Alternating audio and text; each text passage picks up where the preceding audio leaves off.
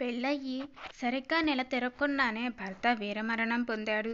ఆ తర్వాత ఆ అమ్మాయి ప్రెగ్నెంట్ అని తెలిసింది. అత్తమామలు, తల్లిదండ్రులు మరో పెళ్లి చేసుకోమని బ్రతిమాలారు. దానికి ఆ అమ్మాయి ఒప్పుకోలేదు. కానీ అనుకోని పరిస్థితి వల్ల పెళ్లి చేసుకోవాల్సి వచ్చింది. మరి తర్వాత ఆ అమ్మాయి జీవితం ఎలా మారింది? పార్ట్ 10. రచయిత అస్మయి గారు. ఇక స్టోరీలోకి వెళితే, శ్రావ్య, ఏంటి, ఏం ఆలోచిస్తున్నావ్? శ్రావ్య ఆలోచనల నుండి బయటికి వస్తూ, ముందు ఈ నెంబర్తో మనం ఆ దివ్య వివరాలు కనుక్కోవాలి అంటుంది శ్రావ్య. ఆ విషయం నాకు వదిలేయండి, నేను చూసుకుంటాను అంటుంది రాణి. కానీ ఎలాగా అని అడుగుతారు ఇద్దరు. రాణి సిగ్గుపడుతూ, నాకు కాబోయే శ్రీవారు నంబర్ ట్రేస్ చేసి ఆ నెంబర్ లొకేషన్ చెప్పగలరు అంటుంది. మీకు కూడా పెళ్ళి ఫిక్స్ అయిందా అని అడుగుతుంది శ్రావ్య. హా, అవును అన్నట్లు తల ఊపుతుంది రాణి సిగ్గుపడుతూ. శ్రావ్య రాణిని హగ్ చేసుకొని, congrats Rani, thank you so much Rani, నువ్వు మాకు చాలా సహాయం చేస్తున్నావు అంటుంది శ్రావ్య. మన మధ్య థ్యాంక్స్ ఎందుకు శ్రావ్య, సంధ్యకి మీరు ఎలాగో నాకు అంతే అంటుంది రాణి చిన్నగా నవ్వుతూ. ప్రియ కూడా కంగ్రాట్స్ చెప్పి, అమ్మగారు సిగ్గుపడుతూ ఉంటే నాకు అప్పుడే డౌట్ వచ్చింది అని అంటుంది ప్రియ నవ్వుతూ. ప్రియ మాటలకు శ్రావ్య, రాణి కూడా నవ్వుతారు. ఒక్క నిమిషం, నేను ఆయనకు కాల్ చేస్తాను అని చెప్పి పక్కకు వెళ్ళి కాల్ చేసి నంబర్ ఇచ్చి తనకి అంతా వివరించి శ్రావ్య ప్రియ దగ్గరకు తిరిగి వస్తుంది. రాణి ఏం చెబుతుందో అని ఆతృతగా ఎదురు చూస్తారు ఇద్దరు. పక్కా ఇన్ఫర్మేషన్ కావాలంటే 2 రోజుల సమయం పడుతుందంట అని చెప్తుంది రాణి. 2 రోజులా అంటూ నీరస పడిపోతుంది ప్రియ. 2 రోజులే కదా, పర్వాలేదు అంటుంది శ్రావ్య. 2 రోజుల తర్వాత రాత్రి 10 గంటల సమయం అది. ఒక బార్ యొక్క గ్రౌండ్ ఫ్లోర్లో ఉన్న పార్కింగ్ ప్లేస్. శ్రావ్య, ప్రియ ఎవరికోసమో ఎదురు చూస్తూ ఉంటారు. మనకు దొరికిన సమాచారం నిజమే అంటావా అని సందేహంగా అడుగుతుంది ప్రియ. కొంచెం నువ్వు నోరు మూసుకుంటావా? మనకు దొరికిన ఇన్ఫర్మేషన్ 100% నిజం అవుతుంది, నువ్వేం టెన్షన్ పడకు అంటుంది శ్రావ్య. అంతలో శ్రావ్య ఫోన్ మోగుతుంది. డిసిప్లేలో రవి పేరు ఉంటుంది. శ్రావ్య ఫోన్ లిఫ్ట్ చేసి, హలో చెప్పు డార్లింగ్, నేను చెప్పిన పని ఎంత దూరం వచ్చింది అంటుంది శ్రావ్య. నువ్వు చెప్పడము, ఆ పని అవ్వకపోవడమా? రేపు మనం అనుకున్నట్లుగానే జరగబోతుంది అంటాడు రవి. అంతలో తాము ఎదురు చూస్తున్న యువతి బార్ నుండి బయటికి రావడంతో, రవి, నువ్వు 5 నిమిషాల్లో ఇక్కడ ఉండాలి అంటూ కాల్ కట్ చేసి ఆ యువతి ముందుకు వెళ్తారు శ్రావ్య, ప్రియ. హాయ్ దివ్య, ఎలా ఉన్నావు అని అడుగుతుంది ప్రియ. తన ఎదురుగా ఉన్న ప్రియ శ్రావ్యని చూసి షాక్ అవుతుంది దివ్య. ఇది తాను ఊహించని సంఘటన. మీరు ఇక్కడ ఏం చేస్తున్నారు అని తడబడుతూ అడుగుతుంది దివ్య. మా సంగతి వదిలేయి, నువ్వు ఇక్కడ ఉన్నావేంటి అని అడుగుతుంది ప్రియ. నేను ఎక్కడ ఉన్నా, ఏం చేసినా మీకెందుకే అని దివ్య అంటూ ఉండంగానే శ్రావ్య తన వెంట తెచ్చుకున్న స్ప్రేని తీసి దివ్య ముఖంపై స్ప్రే చేస్తుంది. అంతే, వాళ్ళు ఏం చేశారో కూడా తెలియకుండానే స్పృహ కోల్పోతుంది దివ్య. సరిగ్గా అదే సమయంలో రవి తన కార్ తీసుకుని రావడంతో శ్రావ్య, ప్రియ ఇద్దరూ దివ్యని కారు లోపలికి ఎక్కించి, ఇదేం తింటుందే బాబు, చూడడానికి సన్నగా ఉన్న 100 టన్నుల బరువు ఉన్నట్టుంది అంటుంది ప్రియ. కొంచెం నోరు మూసుకోవే బాబు, అసలే ఎవరైనా చూస్తారేమో అనే టెన్షన్తో చస్తున్నా అంటూ ఎవరైనా చూస్తున్నారేమో అని అటూ ఇటూ చూస్తుంది శ్రావ్య.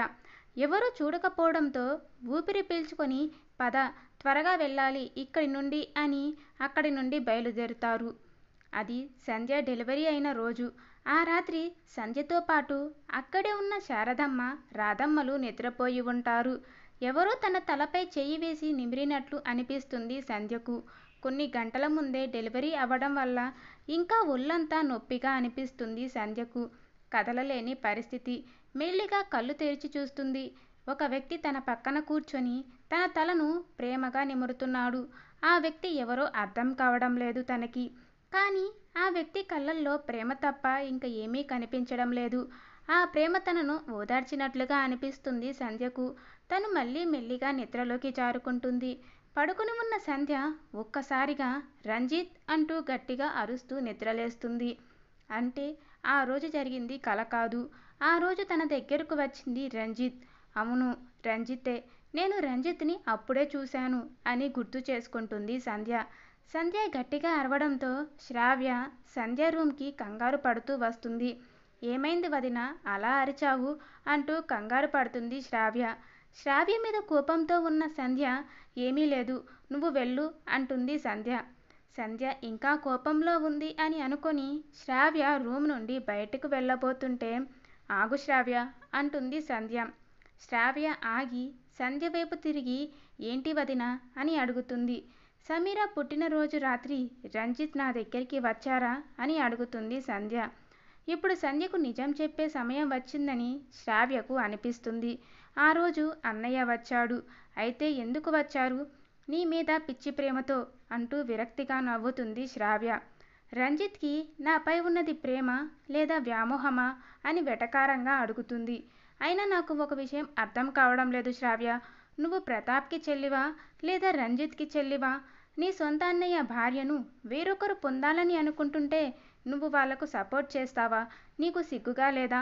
నువ్వు తల్లి బిడ్డలను వేరు చేసిన కసాయి వాడికి సహాయం చేస్తావా అని సంధ్య అనగానే శ్రావ్య కోపంగా వదినా అని గట్టిగా అరిచి, ఇంకోసారి రంజిత్ అన్నయ్య గురించి ఇంకొక మాట అన్నావంటే నీ మర్యాద దక్కదు అంటుంది శ్రావ్య.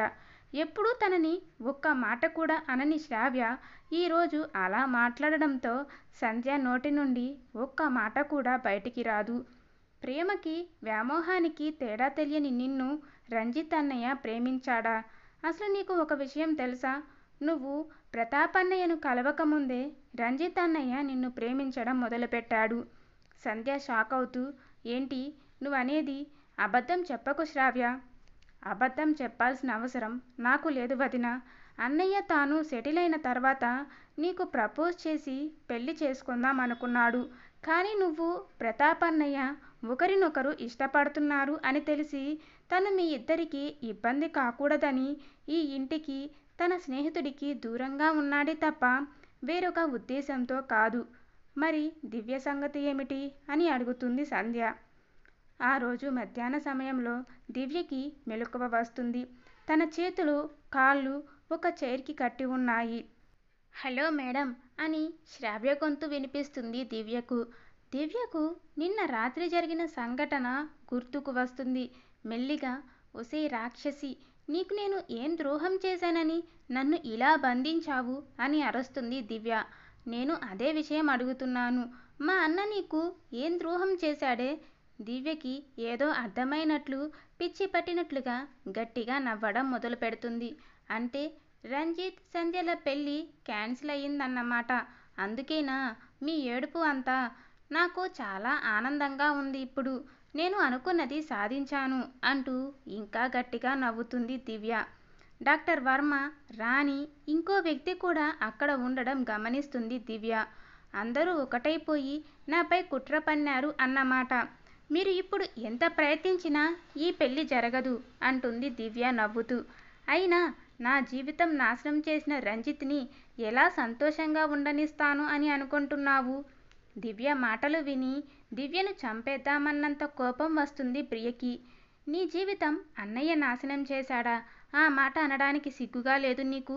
నీ కడుపులో పెరుగుతున్నది తన బిడ్డ కాకపోయినా నీకు భార్య స్థానం ఇచ్చాడు మా అన్నయ్య.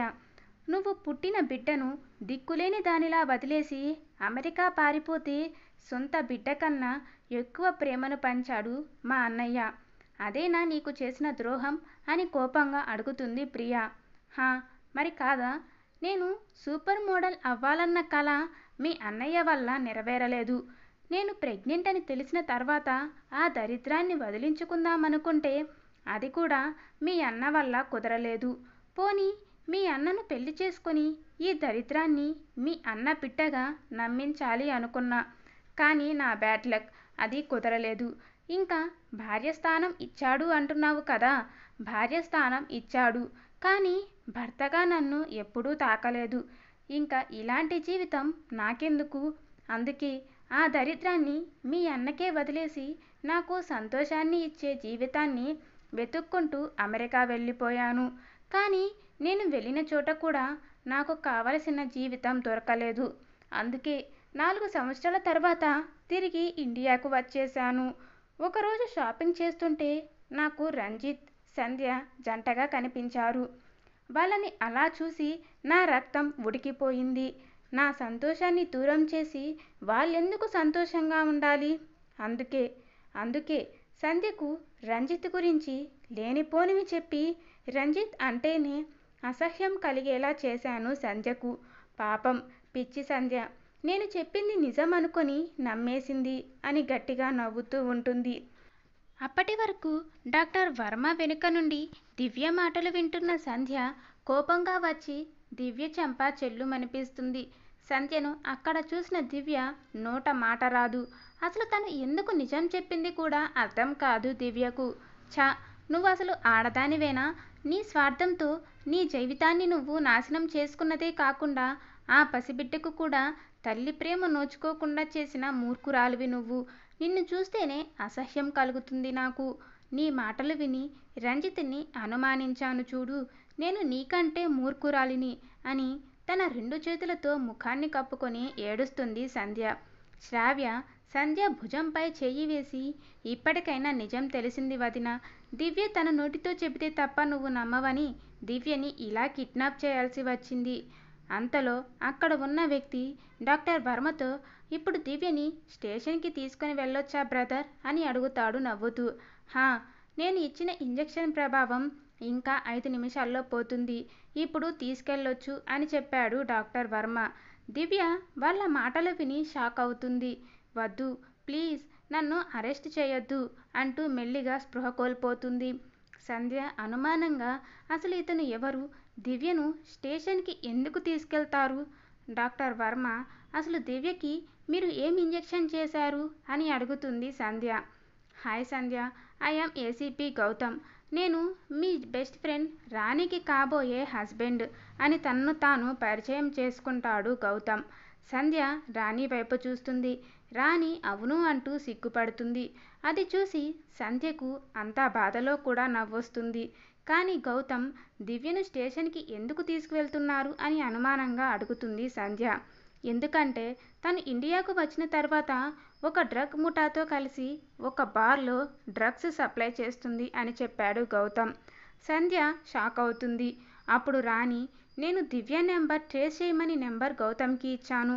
ఎందుకంటే నెంబర్ ట్రేస్ చేసే డివైస్ పోలీస్ డిపార్ట్మెంట్లో మాత్రమే ఉంటాయి అని చెప్పింది రాణి. దివ్య లొకేషన్ ఎక్కువ మా టార్గెట్లో ఉన్న ఒక బార్లో చూపించింది. మా డిపార్ట్మెంట్కు ఆ బార్లో డ్రగ్స్ సప్లై అవుతున్నాయని ముందు నుండి ఇన్ఫర్మేషన్ ఉంది. దానితో నాకు అనుమానం వచ్చి 2 కానిస్టేబుల్స్ను నార్మల్ డ్రెస్లో అక్కడికి పంపాను. వాళ్ళు తెలుసుకున్నది ఏమిటంటే అక్కడ ఒక యువతి ఫేస్ కనిపించకుండా కవర్ చేసుకొని డ్రగ్స్ సప్లై చేస్తుందని. తన ఫోటో తీసి రాణికి చూపించాను. ఆ ఫోటో చూసిన రాణి ఆ యువతి దివ్య అని చెప్పింది. అదే సమయంలో అరెస్ట్ చేద్దామని అనుకున్నా. కానీ శ్రావ్య రిక్వెస్ట్ చేయడంతో మీ ఫ్యామిలీ ప్రాబ్లం సాల్వ్ అయిన తర్వాతే అరెస్ట్ చేద్దామని ఇక్కడికి వచ్చాను అని చెప్పడం పూర్తి చేస్తాడు గౌతమ్. ఇలాంటి మొండిఘటాలు త్వరగా నిజం చెప్పరు సంధ్య. అందుకే పోలీసులు క్రిమినల్స్ చేత నిజం చెప్పించడానికి చేసి ఒక చిన్న ఇంజెక్షన్ చేశాను. లేకపోతే తనంతట తాను నిజం చెప్పేది కాదు దివ్య అని నవ్వుతూ చెప్పాడు డాక్టర్ వర్మ. సంధ్య ఇంకా ఏం మాట్లాడకుండా శ్రావ్య వైపు చూసి శ్రావ్యని గట్టిగా హత్తుకొని, నన్ను క్షమించు శ్రావ్య, నేను నిన్ను కూడా బాధ పెట్టాను. రంజిత్ ఎక్కడ ఉన్నాడు? నేను రంజిత్ని చూడాలి ఇప్పుడే అంటూ ఏడుస్తుంది సంధ్య. అప్పుడే సంధ్య ఫోన్ మోగుతుంది. అది రంజిత్ ఇంటి ల్యాండ్లైన్ నెంబర్ నుండి. ఆ కాల్ రంజిత్ చేశాడేమో అని సంతోషంతో కాల్ లిఫ్ట్ చేస్తుంది సంధ్య. అటువైపు నుండి రెడ్డి గారు కంగారుగా, హలో సంధ్య, నేనమ్మా మామయ్యని మాట్లాడుతున్నాను. సంధ్యకు ఆయన గొంతులో కంగారు చూసి భయమేస్తుంది. ఏమైంది మామయ్య, ఎందుకు కంగారుగా ఉన్నారు అని అడుగుతుంది. అమ్మా సంధ్య, రంజిత్ శాశ్వతంగా యుఎస్ఏకి వెళ్ళిపోతున్నాడమ్మా. ఏంటి మావయ్య మీరు చెప్తుంది అంటూ కంగారుగా అడుగుతుంది సంధ్య. అవునమ్మా, ఒకసారి నా మూర్ఖత్వం వల్ల రంజిత్ జీవితంలో నుండి ఆనందాన్ని దూరం చేశాను. ఇప్పుడు నేను చేసిన తప్పు ఇప్పుడు నువ్వు చేయకమ్మా అంటూ బాధపడతారు రెడ్డి గారు. మావయ్య అని సంధ్య మాట్లాడేలోపు, అమ్మ, ఇది మాట్లాడే సమయం కాదు. నువ్వు త్వరగా ఎయిర్పోర్ట్కి బయలుదేరి వెళ్ళు. ఎవరు చెప్పినా వినకుండా రంజిత్ సితారను తీసుకుని ఎయిర్పోర్ట్కి బయలుదేరాడు. నువ్వు త్వరగా ఎయిర్పోర్ట్కి వెళ్ళమ్మా, ఇంకో అరగంటలో ఫ్లైట్ అని చెప్పి కాల్ కట్ చేశారు రెడ్డిగారు. వాతావరణంలో మార్పు మొదలవుతుంది. అప్పటి వరకు ప్రశాంతంగా ఉన్న వాతావరణం ఒక్కసారిగా భారీగా వర్షం పడే సూచనలు కనిపిస్తాయి. సంధ్య, శ్రావ్య, ప్రియ, డాక్టర్ వర్మలు కంగారుగా ఎయిర్పోర్ట్కి చేరుతారు. కానీ అప్పటికే చాలా ఆలస్యం అయిపోతుంది. రంజిత్ వెళ్లాల్సిన విమానం ఆకాశంలో ఎగరడానికి సిద్ధంగా ఉందని చెకింగ్ కౌంటర్లో కనుక్కొని డాక్టర్ వర్మ సంధ్యకు చెప్తాడు. వర్మ చెప్పింది వినగానే సంధ్యకు తన జీవితంలో నుండి వెలుగు దూరం అయిపోయినట్టు అనిపిస్తుంది. ఇంకా సంధ్య తనపై తాను నియంత్రణ కోల్పోయి, తను ఎయిర్పోర్ట్లో ఉన్న విషయం కూడా మర్చిపోయి ఎవరినీ పట్టించుకోకుండా నందు నందు అంటూ ఏడుస్తూ ఎయిర్పోర్ట్లోకి పరుగు తీస్తుంది. సంధ్యను సెక్యూరిటీ గార్డ్స్ అడ్డుకోవడానికి ప్రయత్నిస్తారు. సంధ్య 2 చేతులు జోడించి ఏడుస్తూ సెక్యూరిటీ గార్డ్స్తో, ఒక్కసారి నా నందుని కలవనివ్వండి అంటూ ప్రాధేయపడుతుంది. లేదమ్మా, కుదరదు. ఒకసారి బోర్డింగ్ పాస్ తీసుకొని లోపలికి వెళ్ళిన తర్వాత తిరిగి రావడానికి కుదరదు అని సెక్యూరిటీ గార్డ్స్ చెప్తుండగానే యుఎస్ఏ ఫ్లైట్ టేక్ ఆఫ్ అయిందని అనౌన్స్మెంట్ వినిపిస్తుంది. ఆ అనౌన్స్మెంట్ వినగానే సంధ్య ఒక్కసారిగా అక్కడే కుప్పకూలిపోయి గట్టిగా నందు అంటూ అరుస్తూ ఏడుస్తుంది. సంధ్యను అలా చూసిన శ్రావ్య, ప్రియ, వర్మలకు సంధ్యను ఓదార్చడం కష్టమవుతుంది. ఎయిర్పోర్ట్లో ఉన్న అందరూ సంధ్య వైపే చూస్తూ ఉండడంతో శ్రావ్య సంధ్యతో, వదిన, పద ఇంటికి వెళ్దాం అంటుంది బాధగా. సంధ్య ఒక్కసారిగా శ్రావ్యని హత్తుకొని, అసలు నేనేం తప్పు చేశాను శ్రావ్య? ఆ దేవుడు నన్ను ఎందుకు ఇలా శిక్షిస్తున్నాడు అంటూ కుమిలిపోతుంది సంధ్య. శ్రావ్య సంధ్యను ఓదార్చి, ఇంటికి వెళ్దాం పదవదిన అంటూ సంధ్యను తీసుకుని కారులో ఇంటికి బయలుదేరుతారు అందరూ. 20 నిమిషాల తర్వాత ఇంటికి చేరతారు. ఇంటి లోపలికి వెళ్తున్న సంధ్యకు లోపలి నుండి, డాడీ నన్ను పట్టుకో, సితారని కాదు, డాడీ నన్ను పట్టుకో అంటూ ఆడుతున్న సమీరా, సితారల గొంతు వినిపిస్తుంది. పిల్లల నోటి నుండి డాడీ అన్న పదం వినగానే ప్రాణం పోయిన గుండెకు మళ్ళీ ప్రాణం వచ్చినట్లుగా అనిపిస్తుంది సంధ్యకు. అక్కడ నిమిషం కూడా ఆగకుండా లోపలికి నడుస్తుంది. సంధ్య కాలికి గడప తగిలి పడబోయినా పట్టించుకోకుండా అలాగే పైకి లేచి హాల్లోకి వెళుతుంది సంధ్య. అక్కడ సమీరా, సితారలతో ఆడుతున్న రంజిత్ని చూసి ఆనందంతో అక్కడే నిలబడిపోతుంది. సంధ్య రావడం గమనించిన రంజిత్ సంధ్యతో ఏం మాట్లాడాలో అర్థం కాక, సంధ్య, నేను యుఎస్ఏ వెళ్ళిపోదామని ఎయిర్పోర్ట్కి వెళ్ళాను. బోర్డింగ్ పాస్ కూడా తీసుకున్నాను. కానీ నీకు అలా దూరంగా వెళుతుంటే నా ప్రాణం నా నుండి దూరంగా వెళుతున్నట్లుగా అనిపించింది. నేను నిన్ను మోసం చేయలేదు సంధ్య. నిజంగా నిన్ను ప్రేమించాను సంధ్య.